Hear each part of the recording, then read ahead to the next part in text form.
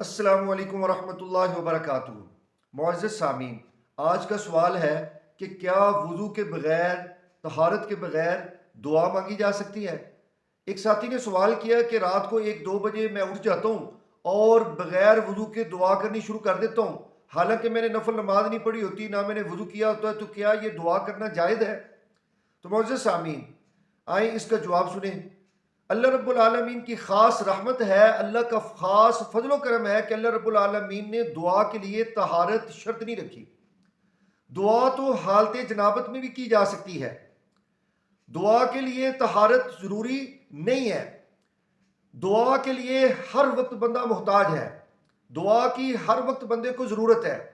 लेकिन अगर आप तहारत के साथ, पाकीज़गी के साथ वज़ू करके, नमाज पढ़ के अगर आप अल्लाह रब्बुल आलमीन के सामने दुआ करें, तो उस दुआ के कबूल होने के बहुत ज़्यादा चांसेस हैं, बहुत ज़्यादा उसकी उम्मीद है। प्यारे नबी सल्लल्लाहु अलैहि वसल्लम ने फरमाया कि हालत सजदा के अंदर बंदा अल्लाह के बहुत ज़्यादा करीब होता है। सही मुस्लिम के अंदर एक हदीस है, प्यारे नबी सल्लल्लाहु अलैहि वसल्लम ने फरमाया अक़रबु मा यकूनुल अब्दु मिन रब्बिही व हुवा साजिदुन फ़अक्सिरु दुआ। सही मुस्लिम की हदीस, प्यारे नबी सल्लल्लाहु अलैहि वसल्लम ने फरमाया कि बंदा अपने रब के सबसे ज़्यादा करीब सजदे में होता है, तो लिहाजा इस हालत में कसरत से दुआ किया करो।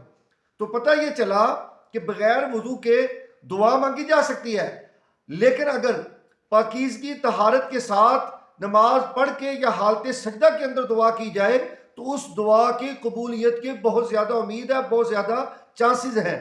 तो लिहाजा अगर आप वैसे भी उठते बैठते बगैर वजू के भी दुआ करें, तो इसमें किसी तरह की कोई ममानत नहीं है, इसमें किसी तरह की कोई कबाहत नहीं है। आप दुआ मांग सकते हैं, लेकिन अगर आप वज़ू के साथ दुआ मांगे, नमाज पढ़ के दुआ मांगे या हालत सजदा के अंदर आप दुआ मांगे, तो उस दुआ की कबूलियत के बहुत ज़्यादा चांसेस हैं, बहुत ज़्यादा उसकी उम्मीद है। अल्लाह से दुआ है अल्लाह रब्बुल आलमीन हमें कुरान और सुन्नत के मुताबिक ज़िंदगी गुजारने की तौफीक अता फरमाए। अगर आपको वीडियो पसंद आई है, इसको लाइक करें, इसको फैमिली फ्रेंड्स के साथ आप सदका जारिया समझ कर शेयर करें। अगर आपका भी कोई सवाल है, आप कमेंट में सवाल पूछ सकते हैं। अल्लाह की तौफीक से, अल्लाह की रहमत से आपको कुरान और हदीस के मुताबिक उसका जवाब दिया जाएगा। अगर आप मेरे चैनल पर नए हैं, मेरे चैनल को आप सब्सक्राइब करें, ताकि आइंदा भी आपको इस तरह की अच्छी अच्छी इस्लामी वीडियोज़ मिलती रहे। बहुत शुक्रिया, जज़ाकुमुल्लाह, बारक।